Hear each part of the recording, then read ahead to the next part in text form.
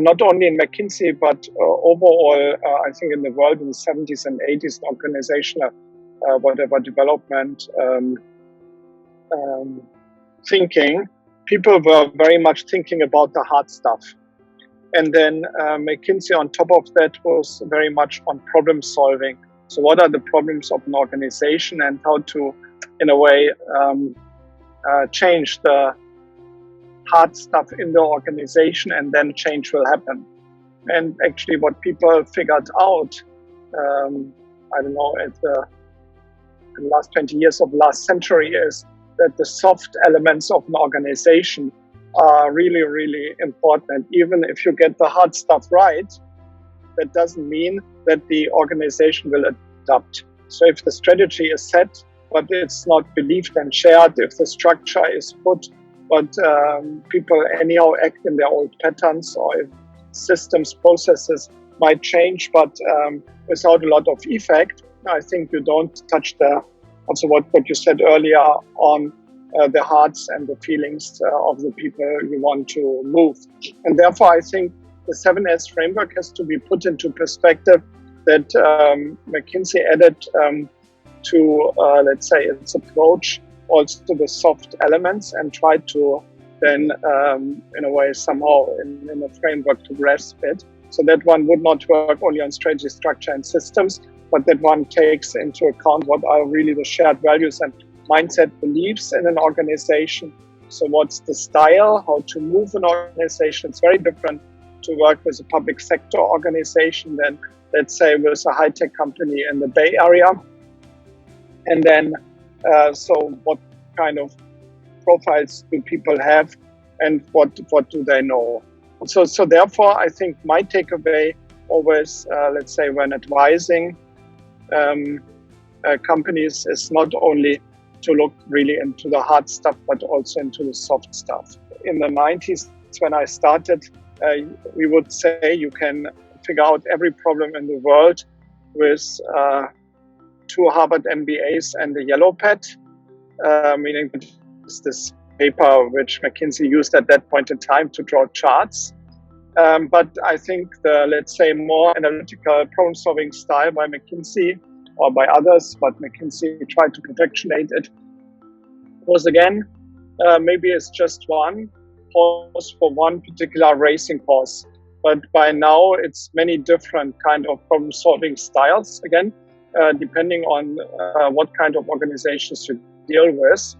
You can machine learning, you can do pattern recognition, you can do all sorts of through artificial intelligence induced processes. And so the more analytic process, which is also more tied, let's say, to the, again, hard elements of an organization, is right only in a certain extent. Coming back, so you are all very passionate about changing public school system and maybe even for equality in education, thereby equality overall in India. And I think the important thing is to really work on the 2 levels, to work on setting up the setup in the right way, but then even more on moving heart and minds of people to bring them along.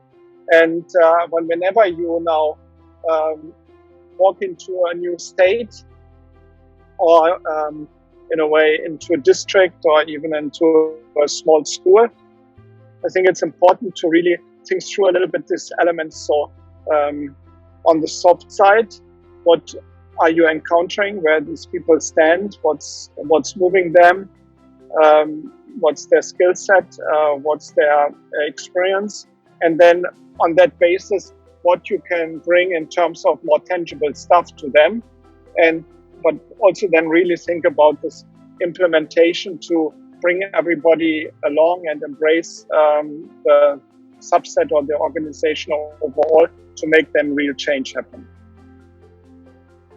So for me, the difference is that you typically in for-profit models, the decision-making is, let's say, easier because it is based on, let's say, market resource allocation mechanisms. And therefore, there's one clear benchmark how to, in a way, in that environment, prioritize topics, drive topics, and so on to excel in the best way. So if you're in a social enterprise or in a public sector enterprise, that rational decision making is not always the case. There's usually a strong idea what one would like to achieve. In social enterprises, is very often also founders-led, and then the founder, in a way, takes the decisions. So I think the struggling of decision-making I struggled more in decision-making. So therefore, the soft side gets even more important, because eventually the decision on the subset of issues alone is not that important or equally as in a for-profit. Because the for-profit is really to conceptualize everything fine, and then people buy into this more profit and growth optimization as the key objective. While if you take that very clear, let's say, backbone of all the action out, the alignment is even more important, because people might, maybe in the overall aspiration, they are in the same way aligned, but then how to get there, they might think it is, they can use very different roads, because there's not that clear, let's say, problem solving. So I have no clue really from the struggles you are having, but I could envisage that, let's say, in one district, which is maybe more conservative and education performance oriented, maybe then the head teacher or whatever the head of the district thinks, if you just set the learning standards high and push everybody to the strongest, then actually things will clarify and the whole education kind of level in that district will go up. While potentially in another district, somebody who thinks maybe one has to really bring everybody along and does it all very much more collaborative, but not that much in the education standard overall, tries to a very different approach, also to get to the same end means, but in a very different way, which in a for-profit would be much more easy, because you would just then quantify. So what is the outcome in the one and what is the outcome in the other, which is in a social context or in an education context or public sector context, much more difficult than in a market-based economy context. So I think most people who, let's say, voluntarily move into that space and have also different choices, but they went into the space, they are really passionate and they have desire to do something purposeful. You know that all better, because all of you have that desire to have an even more purposeful life than anybody else. And so therefore, I think you have to really, in order to move them, go what you have in the center, the shared values or the shared vision. You really need to convince them that what you do in terms of initiatives or change action really has this intent. Because the way to get there is not that easy as in a for-profit thing, because you can say also in for-profit 10 ways to go from A to B, but I can quantify which is the most profitable, and then everybody will align because everybody wants to make money.